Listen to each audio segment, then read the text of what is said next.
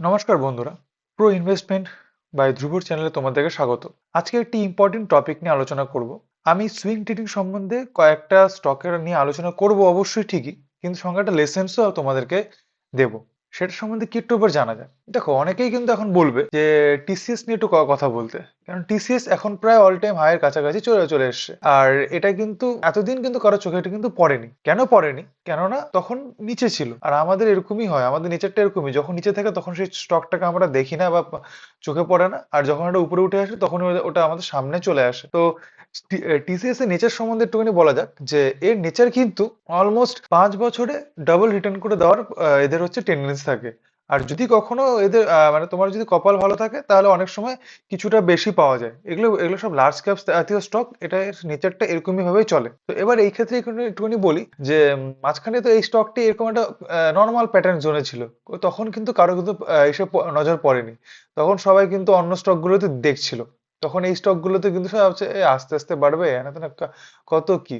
একটা টিসিএস এর মতো স্টক যদি 24% পড়ে, মানে বিশাল ব্যাপার, কিন্তু যথেষ্ট, ঠিক আছে। অন অ্যান অ্যাভারেজ যদি তোমার কাছে একটা ক্যাপিটাল থাকে, সেই ক্যাপিটাল যদি ডিসেন্ট রিটার্ন চাও, তার জন্য ভালো, বেস্ট।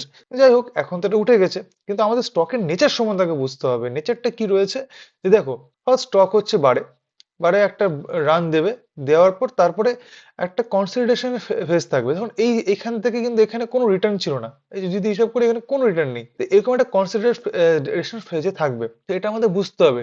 এই যে স্টকটা প্রথমে এখান থেকে ভাগলো, ভেগে নিয়ে আবার একটা একটুখানি কনসিডারেট করলো, করে আবার রান দিল, রান দিয়ে আবার কনসিডারেট করে আবার এবার ডাউন খেয়ে গেল, ঠিক আছে। আবার কিছুদিন কনসিডারেট করার পর আবার ভাগলো।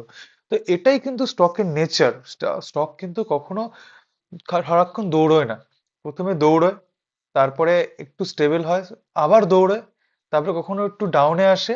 এটাই কিন্তু সাইকেলের মধ্যে পড়ে। তো আজকে ঠিক এরকমই কিছু স্টক তোমাদের সামনে রাখবো। তার মধ্যে তো প্রথম যে স্টকটা সম্বন্ধে আমি আলোচনা করতে আছি, সেটা হচ্ছে প্রথম যে বাজাজ ফাইন্যান্স। বাজাজ ফাইন্যান্স কিন্তু বেশ একটু ভালোই কিন্তু নিচে রয়েছে। পরে তোমরা বলবে যে না, আমি বলিনি বা জানিনি। এখন কিন্তু ভালো একটা প্রাইসে রয়েছে, তোমরা কিন্তু এটা দেখতে পারো। কেননা যদি আমি একটু 6 মাসের 1 ইয়ারে দেখি, দেখা যাবে ও কিন্তু একটা ভালো সাপোর্টে কিন্তু রয়েছে, ঠিক আছে, ভালো সাপোর্টে রয়েছে। এবার দেখা যাক কি হয়, সাপোর্টটা ব্রেক করে নিচে যায় না ও উপরে যায়, সেটা এখন আমরা সময় এলে দেখতে পারবো। কিন্তু এটা কিন্তু লার্জ ক্যাপ যথেষ্ট ভালো। আমি যদি একটু দেখি ও উপর থেকে কত নিচে রয়েছে, অলমোস্ট 19% রয়েছে, মানে কত একটা ভালো ব্যাপার, ঠিক আছে। যারা কিন্তু কনসিডারেট কিন্তু করছে ধীরে ধীরে। তো তোমরা এটা চিন্তা ভাবনা করতে পারো। আর এটা একটা তো ভালো কোম্পানি, এটা তো একটা লার্জ ক্যাপ কোম্পানি। নেক্সট হচ্ছে অ্যাভিনিউ সুপারমার্ট, মানে ডিমার্ট। এটাও কিন্তু একটা খুব ভালো কোম্পানি। এটাও কিন্তু একটা মানে নেওয়ার মতো বা একটু দেখার মতো পজিশনে রয়েছে। আমি কখনোই রেকমেন্ডেশন দেই না, কিন্তু তোমরা দেখতে পারো স্টাডি পারপাসের জন্য, ঠিক আছে।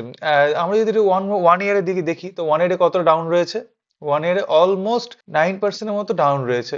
5 ইয়ারে দেখি, 5 ইয়ারে 29% মতো ডাউন রয়েছে, মানে কিন্তু একটা ভালো ব্যাপার, ঠিক আছে। আর এই স্টকের নেচারটা আমাদের বুঝতে হবে। দেখো, প্রথমে স্টক কনসিডারেট করলো, করে তারপরে একটা রান দিল, দিয়ে এবার ডাউনে চলে আসলো, ঠিক আছে। একটু প্রফিট বুকিং হবে, কারণ সবাই তো আর হোল্ডিং করে রাখবে না, যে প্রফিট গুলো যে যার মতো বুক করবে। এইবার যে স্টকটা যে রান দিল, দিয়ে একদম টপে, এখান থেকে কত পার্সেন্ট রিটার্ন দিয়েছে, প্রায় 150%-এর মতো রিটার্ন দিয়েছে। যে হ্যাঁ, আরেকটা কথা, যে এটা কিন্তু আগে ছোট কোম্পানি ছিল, এখন যথেষ্ট বড় কোম্পানি হয়েছে। তো স্বাভাবিক, বড় কোম্পানি হলে তো রিটার্নটা কিন্তু ধীরে ধীরে একটু কমতে থাকে। মানে এমন না যে বড় কোম্পানি মানে রিটার্ন দিতে পারবে না, তার বিজনেস মডেলের উপর কিছুটা ডিফাইন করে। তো স্বাভাবিক কিছুটা কমে, মানে ছোট কোম্পানির মতো রিটার্নটা অতটা দিতে পারে না। তো এখন স্বাভাবিক এইখান থেকে টপ থেকে তো কিছুটা প্রফিট বুকিং আসবেই। তো ওটাই এখন একটা কনসিডারেশন ফেজে চলছে। আর ধীরে ধীরে এটা পিটি করার জন্য বা পজিশনাল ট্রেড করার জন্য কিন্তু ভালো। মানে একটু নিচে নামলো, আমি একটা ছোট একটা অ্যামাউন্ট দিলাম, আমার টোটাল ক্যাপিটালে সম্পূর্ণ না দিয়ে ছোট একটা অ্যামাউন্ট দিলাম, আবার একটু নিচে নামলো, আবার একটু দিলাম, আবার নিচে এরকম অ্যাভারেজিং করতে হয়। যে স্টক কখনোই একবারে কিনে সবসময় একদম ব্যাগ ভর্তি করে রাখলে হয় না, এটা অ্যাভারেজিং করে কিছুটা রাখতে হয়। লাস্ট যে কোম্পানি সম্বন্ধে আমি জানাতে চলেছি, সেটা হচ্ছে এশিয়ান পেইন্ট। এটাও কিন্তু একটি লার্জ ক্যাপ কোম্পানি, আর এটাও কিন্তু পিটির জন্য যথেষ্ট ভালো, মানে পজিশনাল ট্রেডের জন্য যথেষ্ট একটা মানে যোগ্য কোম্পানি, ঠিক আছে। আমরা 1 ইয়ারে একটু দেখিনি, 1 ইয়ারে 13.25% মাইনাস রিটার্ন, নেগেটিভ, এই বছরের প্রথম থেকে। আর 1 ইয়ারে কি রয়েছে, 1 ইয়ারে স্টকটা দেখে বোঝা যাচ্ছে যে কনসিডারেট করছে। আমি যদি দেখি, তা 16.87% রিটার্ন, নেগেটিভ রিটার্নে রয়েছে। তো এটা কিন্তু একটা মানে পজিশনাল ট্রেডের জন্য ভালো মানে হিসাবে দেখা যাবে। আর একটা যদি দেখি আমি, হ্যাঁ এটা একটা সাপোর্টও কিন্তু রয়েছে। ঠিক আছে, এই সাপোর্টটাও সেম, যে ব্রেক হচ্ছে না উপরে যাচ্ছে সেটা আমরা দেখবো যে কি হচ্ছে। তো এই কয়েকটি স্টক আমি তোমাদেরকে জানালাম। এবার তোমরা এটা নিয়ে স্টাডি করো, করে দেখো কি হচ্ছে না, মানে কেমন কি করা যায় না করা যায়। আর আশা রাখছি যে ভিডিওগুলো আমার তোমাদের ভালো লাগবে। তোমরা কিছু না কিছু লার্নিং এখান থেকে অবশ্যই পাবে। আর তোমরা তোমাদের সাজেশন আমাকে জানিও যে তোমাদের কি সাজেশন রয়েছে না রয়েছে। লাইক কমেন্ট শেয়ার অবশ্যই করো। ধন্যবাদ।